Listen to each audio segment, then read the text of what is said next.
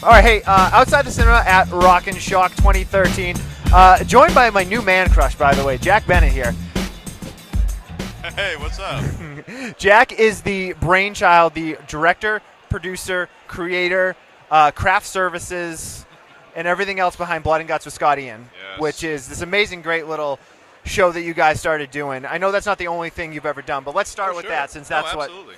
what. So it's easily the most watched thing that I've done. excellent. So where did it come from?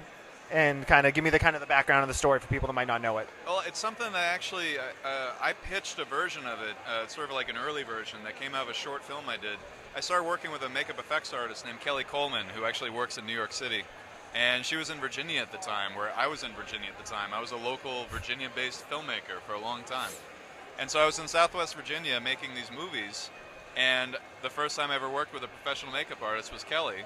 And I was so taken with the experience, it was in 2009, 2010, that I said I need to make something to just celebrate Kelly and what a genius she is. So I did this short film that I called How to Cut a Throat.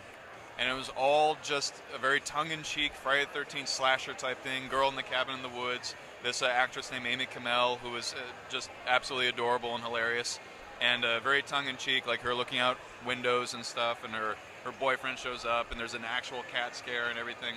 He finally gets his throat cut, and after all the blood's pouring out of his mouth and his neck from this appliance that Kelly created, the camera pulls back, and you see a boom mic, and you see the whole crew.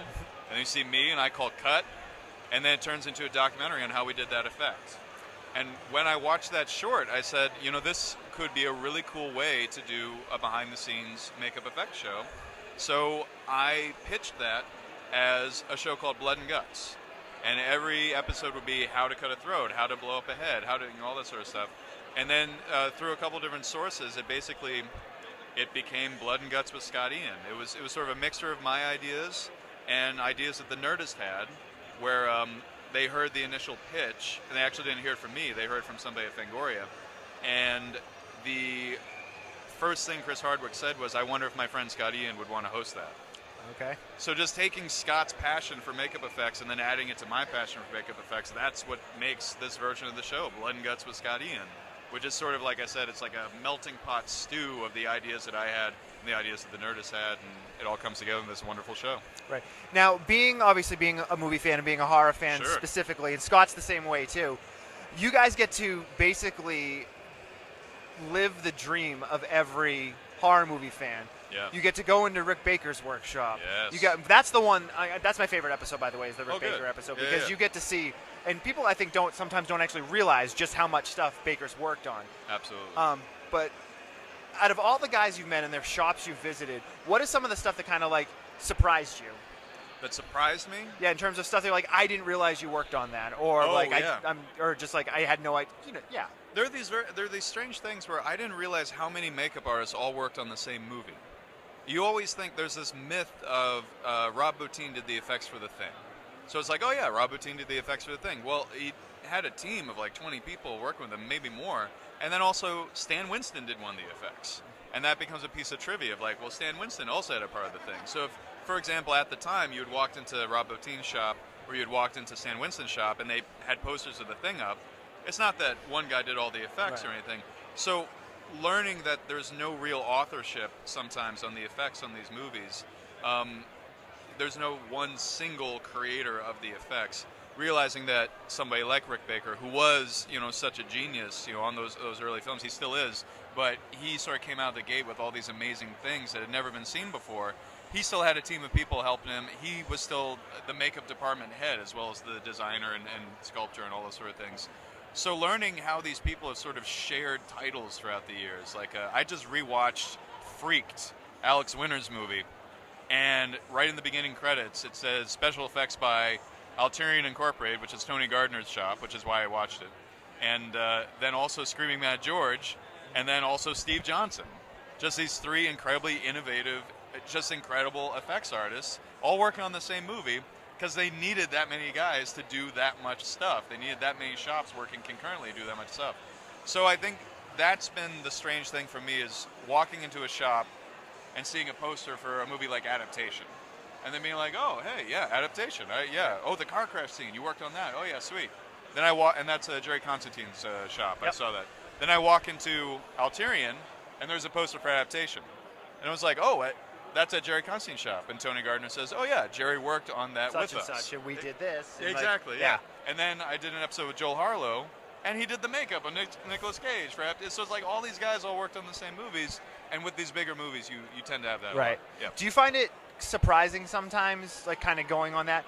Like, I keep going back to the Rick Baker episode, but like, Please. you like, there's stuff in there like the Eddie Murphy stuff. Oh, yeah. From like Nutty Professor, Nutty Coming Professor, to America. all that yeah. stuff that like, and then you like, because Rick Baker, when you say Rick Baker, most people are like, oh, American Werewolf in London. Most horror fans, definitely, yeah. I know myself when I saw that episode come out, I was like, sweet, we're gonna get to see all that stuff, and you do, you get to see the Hellhound, but then, oh well, this is the bust for Eddie Murphy from the Nutty Professor. This is him as the old Jewish guy. This is him as this. Or even more, a movie like Men in Black, which, if you're a horror fan, like a movie like Men in Black can kind of seem like a more, mediocre Hollywood ABC kind of movie. And you watch it, and it actually is really quirky and has a really strong sense of humor, more than those kinds of movies usually do. We kind of take it for granted now because then it spawned the Men in Black franchise and all this stuff happened. But if you really pay attention to that movie, there are dozens of aliens all over the place throughout that whole thing. And Baker's shop is making a lot of, if not all of those. And you think about how much work had to go into that. It's the kind of stuff that people who appreciate the effects that we do would really appreciate if they could see past the fact that it's not a horror movie, but it's a gigantic effects show.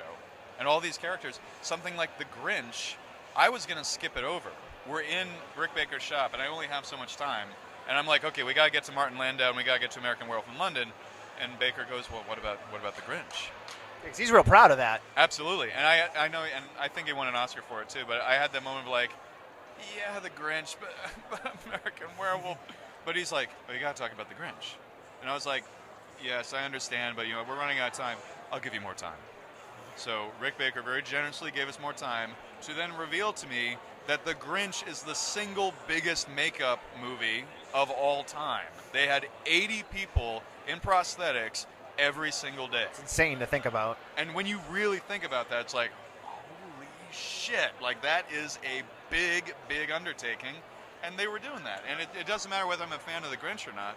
I can actually look at that and say that is an enormous achievement.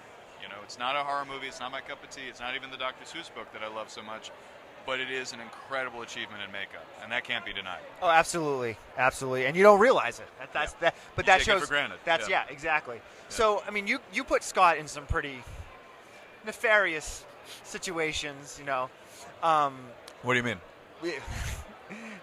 You put him through some makeup runs. You put him through some things. You kill him a few times. He puts himself through it, actually. Well, and he loves it, and you can tell he loves it. In fact, Joel Harlow, who I mentioned before, said that Scott was one of the best guys in the makeup chair he's ever worked on. He knew exactly what to do.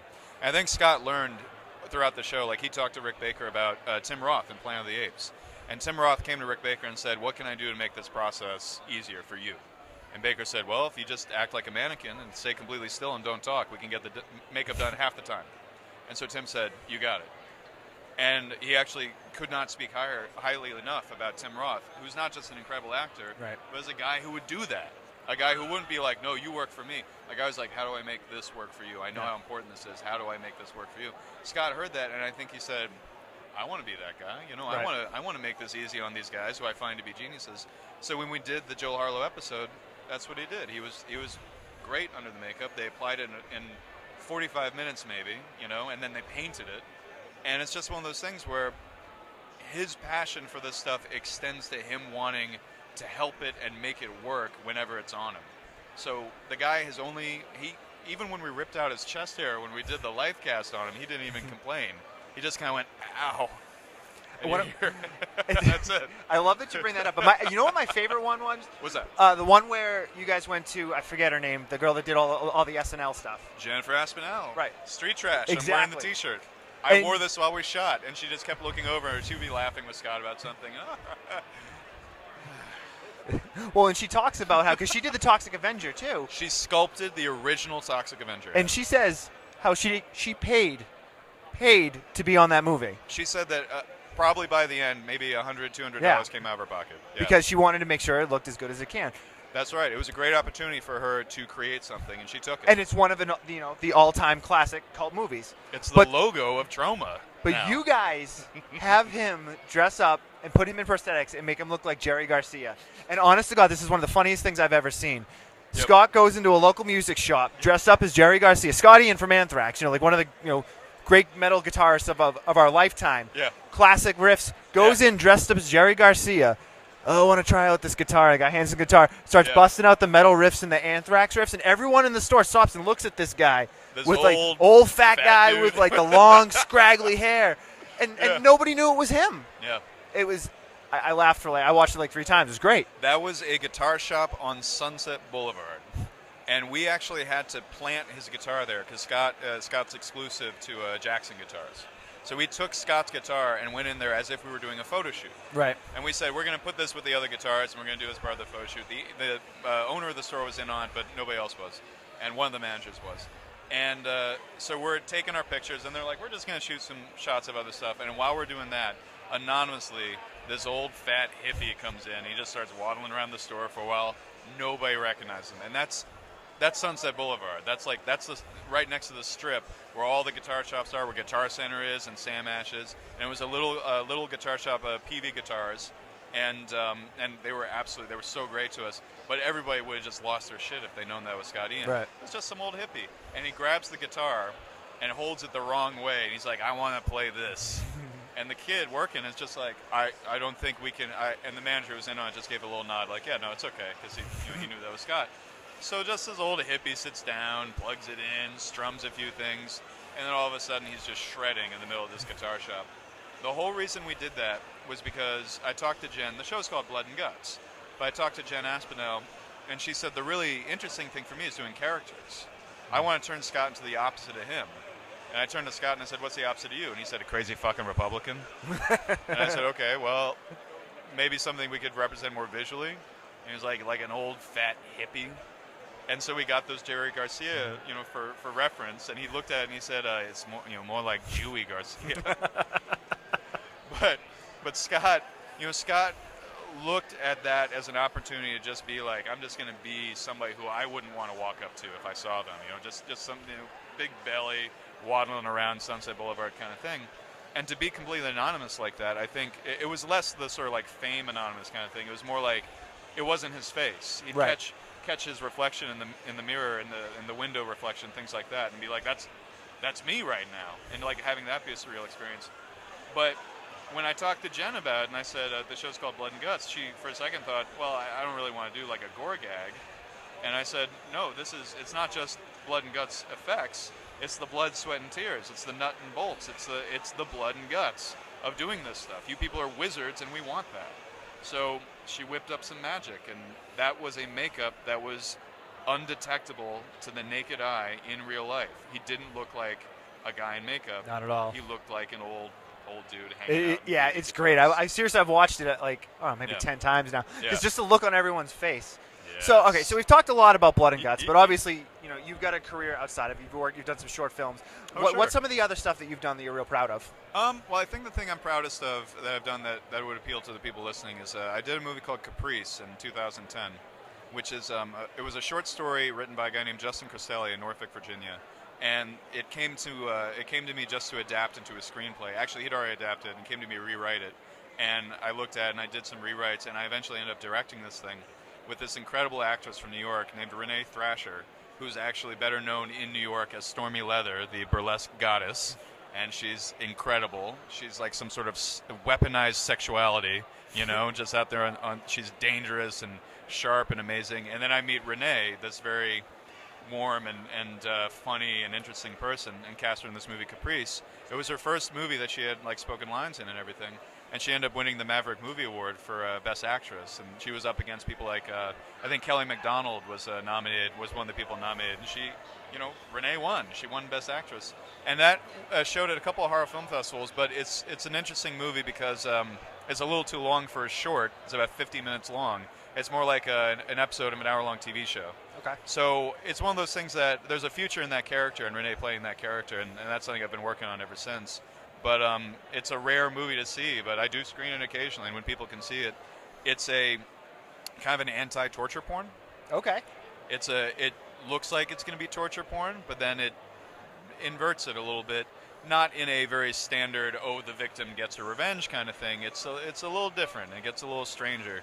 And that's a movie that I'm incredibly proud of. Cool. You're going to have to hook me up. Let me check it out. I'll send you the Vimeo link. You can check it out. Awesome. Yeah. All right, so this season of Blood and Guts is starting to wind down. Yeah. I know you and I talked about, hopefully there'll be another one coming up depending on what's going on. But what else do you got planned? Like, what do you got anything lined up? Yeah. I'm producing a feature that could actually go as early as 2014 that Jeremy Weiss is directing. And it's an adaptation of the Moonstone Comics graphic novel, The Night Driver. And no contracts are signed with our cast yet, but it's going to be pretty incredible if we go with the people that we've got right now. And that's something I'm producing with Jeremy. And let's see, right now I kind of want to, I have a genre brand, which is Throat Punch Productions, who produce Caprice. And we also did some other shorts here and there. And I want to bring that back in a big way. I want to produce some horror shorts. I've been seeing some amazing horror shorts lately, but they're not the ones that I would do. Right. And so I miss my own narrative voice a little bit, so I want to get that what do you done. want to do? I want to contribute to the genre in a meaningful way, and I don't mean like I want to extend my own fame or my own celebrity in any way. I have ideas about how horror is limitless, and this is a great genre to just be an umbrella over some of the best ideas. The darkest and most audacious ideas can all exist in horror. And it gets me a little frustrated when I see movies that are just derivative off of other movies. And a lot of them are really good, but I still have these ideas that can be done within the genre or about the genre that I don't see represented. Right. So it's not even so much trying to change the genre, because you can't try all you want. It's going to always end up where it's going to end up. And you can't predict cultural significance. You can't create an icon. It just has to be accepted and then become an icon. But you can't intentionally create an icon. All you can do is really stay true to your own sensibilities and get your stuff out there and see if people like it. And that's what I want to do. I want to get my stuff out there and see if people like it. Awesome. Yeah. Now, I usually close our interviews with a pretty specific question, because I always, being a movie fan, and obviously you being a movie fan, we always have our favorites. But Sure. Say you got a Saturday night off, you're not doing anything else, yeah, and you got time to sit down and do a double feature. Oh, wow. What are the two films that go into your DVD player? Oh, Jesus. You mean like what are the ones I do usually, or whatever? It can be whatever you feel is like your two go-to films. My go-to films. It's so difficult to narrow it down because I have such diverse taste in movies. And I met my favorite actor recently, within the last month. And it was Harry. Was it Bill Fulkerson from Phantasm? He's one of them. It was Harry Dean Stanton. Oh, awesome. So I got to meet Harry Dean and have a conversation with him and everything, and it was wonderful. Harry Dean Stanton's favorite films of his own are my favorite films of his, Paris, Texas, and Repo Man. Yep. And Alien is like a close third, but Repo Man and Paris, Texas, could you get any more different in terms of the tone of the movies and any more similar in terms of how ballsy and strange and interesting those two movies really are? I like double features like that. I like to take the two things and match them up where they complement each other in the way that the philosophies complement each other, but the style is different. I like to follow like something really heady with something kind of popcorny or something. I like to follow something really sophisticated, with something where they're just hanging their balls out there, So I like a perfect double feature me would be something like Jacques Tournier's Night of the Demon, followed by Night of the Demons. Yeah, like polar those two opposites together. and similar tones, which is what is so exactly interesting about the genre in general. Yeah, opposites and yet together. Exactly. Something like that. Highbrow and lowbrow. Let's go with the classy and then follow with the trashy. Yeah, there you go. It's like if you pair up like zombie films, like you don't want to pair up. Right. You pair up. We talked about Wreck yesterday. Oh, I love you Wreck. pair Wreck, but you pair that with like Return of the Living Dead. Sure. Because they are same genre. Yeah. Very different films. That's right. Let the Right One In. Watch that and follow it with Near Dark. Yeah. I would have said Vampire Kiss with Nicolas Cage, but Vampire Kiss. Hey, please sleep. Yeah, no, I love it. You got that one. I love it. No, I love that film. I feel like that's the thing I love about the genre. A lot of people talk about sort of horror comedies almost as if they're a different genre, but I feel like those kinds of comedies, like stuff like Shaun of the Dead or Return of the Living Dead, which is not really a horror comedy, it's a horror movie. Yeah. And I think Shaun of the Dead's a horror movie. I agree. It's not a parody. It's not a satire. It's a movie that has a sense of humor, but it's a legitimate zombie movie. And I feel like that's the great thing about horror is that the same genre can be Street Trash, can be Shaun of the Dead, can be The Brood, can be Don't Look Now, can be The Toxic Avenger. These are all on some level horror movies, and it's just this great way for us to sort of to have this one big broadband kind of distinction for these movies that just go somewhere that you would be afraid to go, but they take you there in a way that you love. And I think that's ultimately what horror is. So I agree. Yeah. Hey, Jack, man, I want to thank you for taking the time. No, because we got to meet briefly last year, but like we got to talk this year, and I'm really psyched because we were able to connect on some movies, and that's what this is all about. So absolutely. What's the best place for everyone to check out Blood and Guts and anything else you got going on? Just go to YouTube, type in Blood and Guts Scott Ian in the search, or go to the Nerdist channel on YouTube. Nerdist channel, of course, Chris Hardwick's Nerdist channel. Talking Dead and it all comes from the same mind. This guy Chris Hardwick, and it's his company. But they've been very good letting us be the horror nerds and letting us get this stuff out there. But Nerdist channel, go there and subscribe to them, and you'll get all kinds of programming from them. The more likes I get, the more views I get, the more subscribes I get from the channel. That's the better chances are there'll be more of them. So, excellent. Pleasure, my friend. Thank you very much. Very good. Great. Yep.